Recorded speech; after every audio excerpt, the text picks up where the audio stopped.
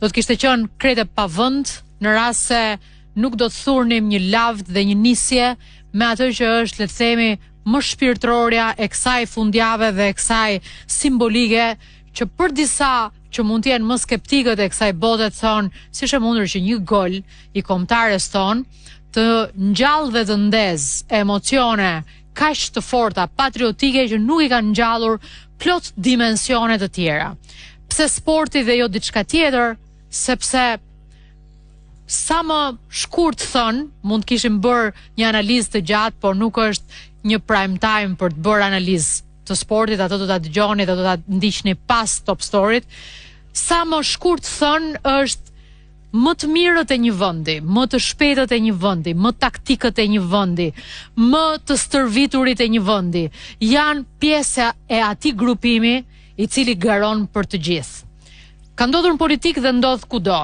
Kur dy kandidatë shfaqen përballë njëri tjetrit, nuk janë turmat që zihen, përplasen dhe debatojnë, janë dy prisit të cilët në një mënyrë apo një tjetër përcaktojnë edhe fituesin, qoftë edhe nga një debat midis dy më të fortëve dhe dy krerëve. E njëjta gjë ndodh me sportin, e njëjta gjë ndodh me artin në çdo dimension, kur më të mirët e një vendi arrin thurin një fitore, sidomos në një trysni, e cila është një trysni që vendos shqiptarët në Ballkan përballë trysnisë më të madhe etnike që ka qenë ajo me serbët në vendosje me shpinë pas murit për të përcaktuar ne apo ata. Dhe këtë nuk e kanë bërë shqiptarët, historikisht e kanë bërë serbët, duke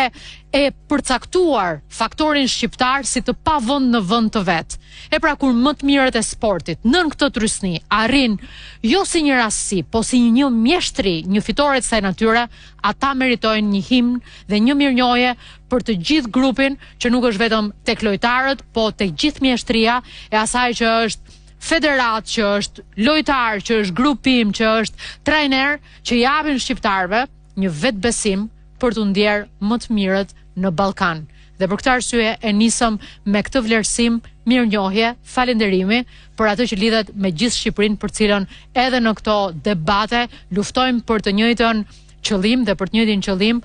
për atë vetëndjerjen mirë si shqiptar, për cilën i themi të gjithë si Top Story, faleminderit që na e dhanë këtë ndjesi.